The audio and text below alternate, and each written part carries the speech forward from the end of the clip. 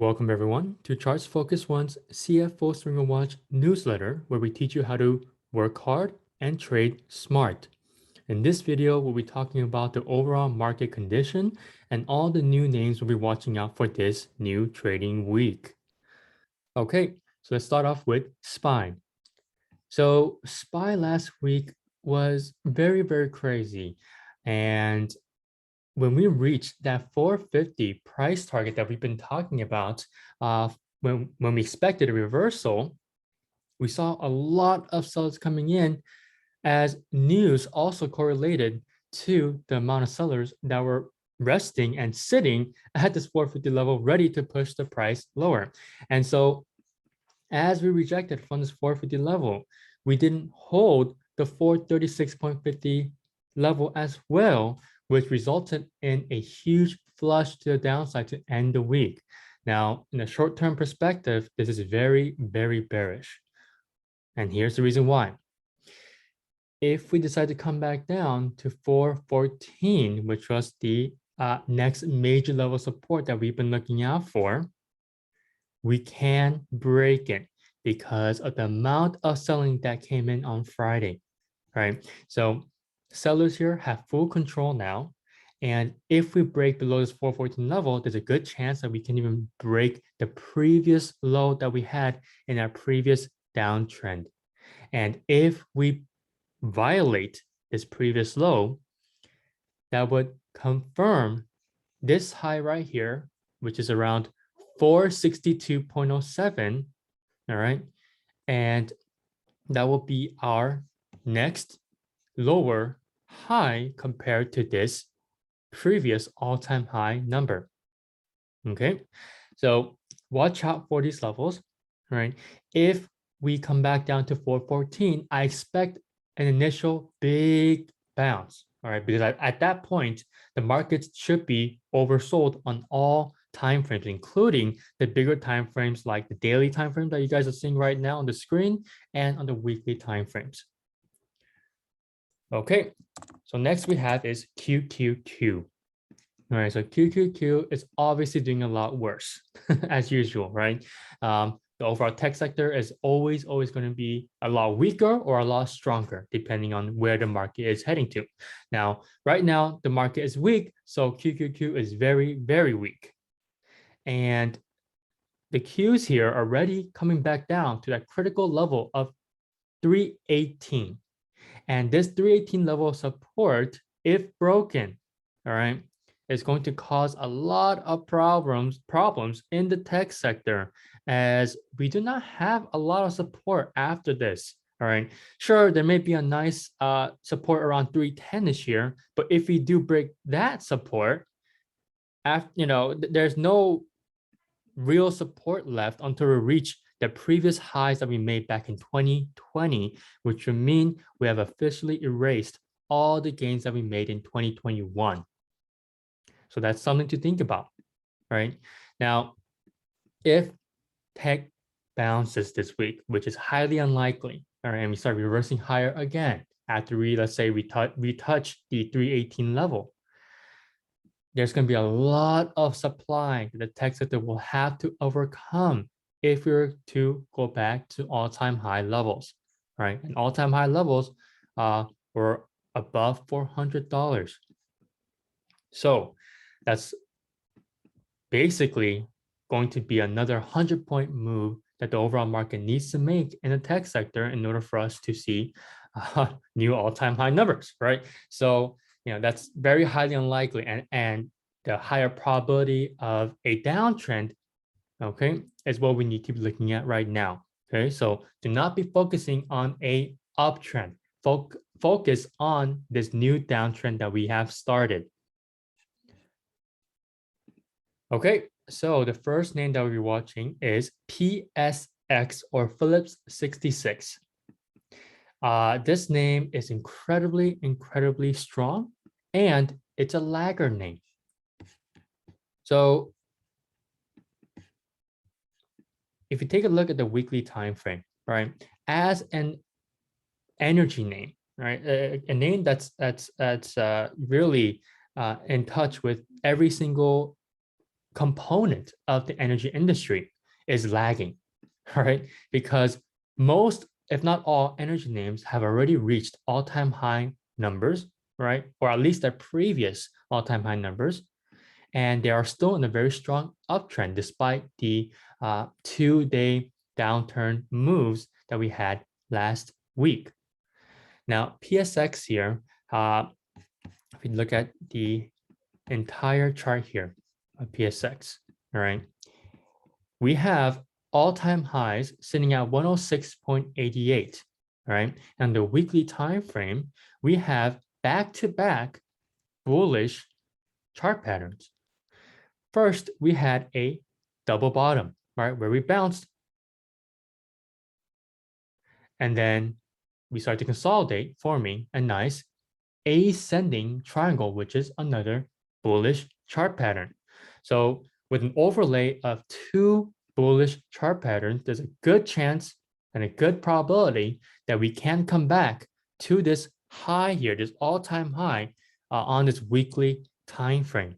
All right. And so if we take a look at the daily time frame now, we have been consolidating since last year. So this is ascending triangle has been forming for multiple months here.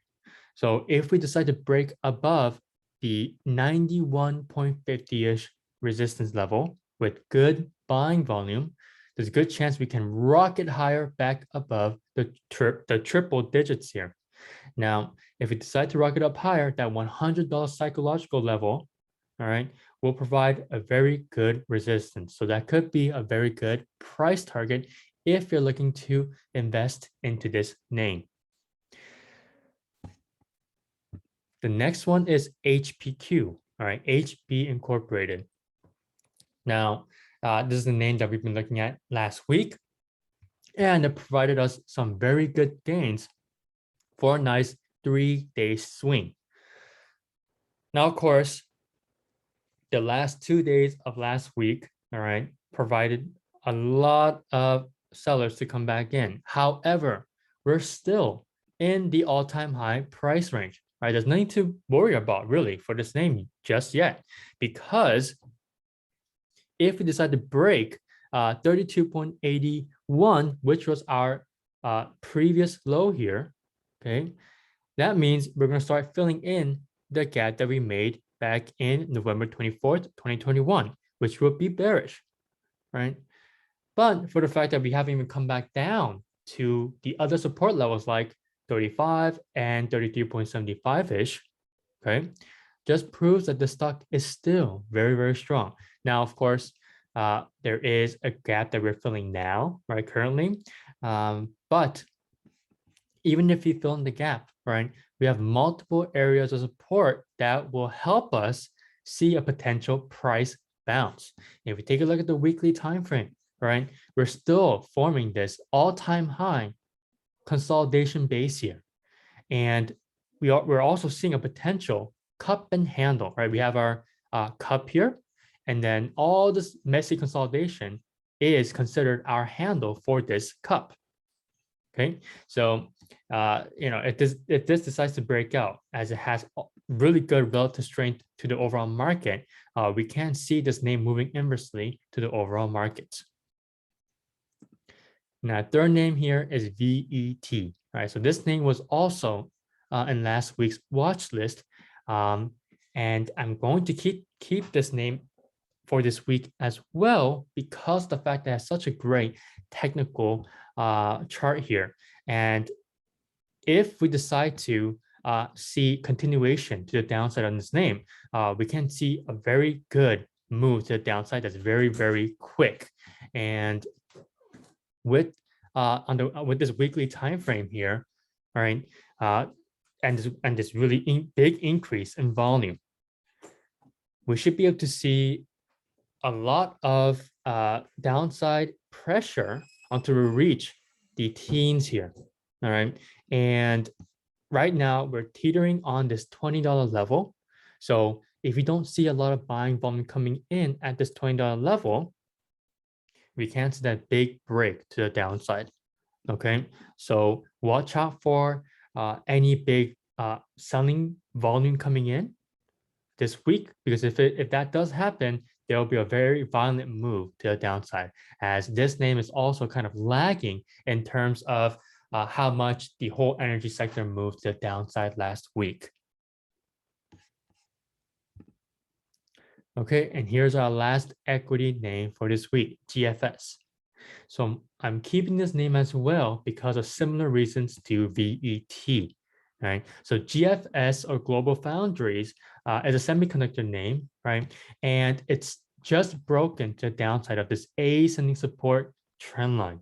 And it even retested the previous support level around 52.50-ish support level, and is now using it as a new level of resistance. So with this confirmation, all right, this is still lagging compared to other semiconductor names that have been really, really pummeled to the downside. So if this name sees some more selling, okay, we can come back down to that previous support level, which is also the lows of the IPO days. Okay, with this early IPO days here. So if we see a nice push lower, we can see a nice profit taking of around 45 to around 46. All right, so that's kind of your range there for a good support level or a nice profit taking level.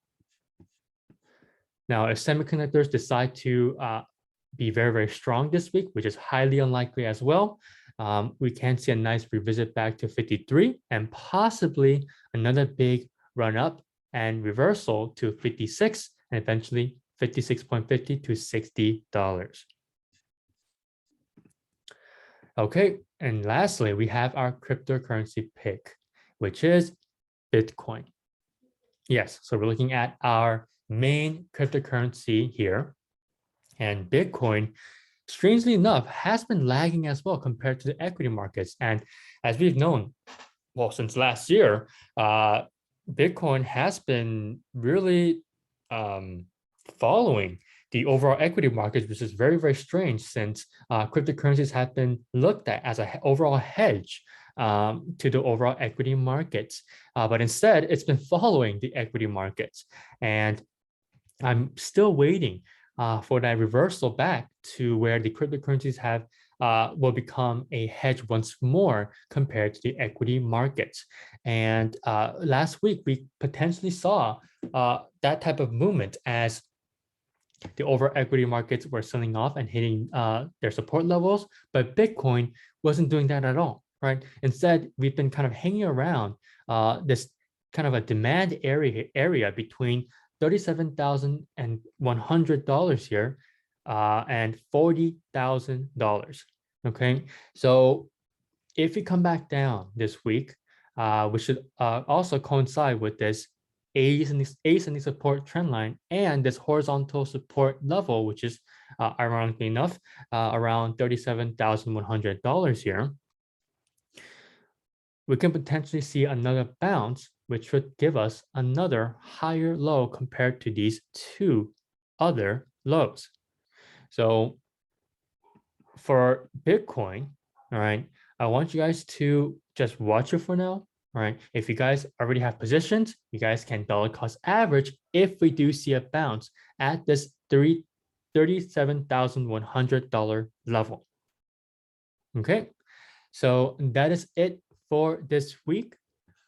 Remember, do not over leverage to the long side or to the short side. Just make sure you guys are following the trends. Good luck trading tomorrow. I'll see you guys all next week. Have a great rest of your night.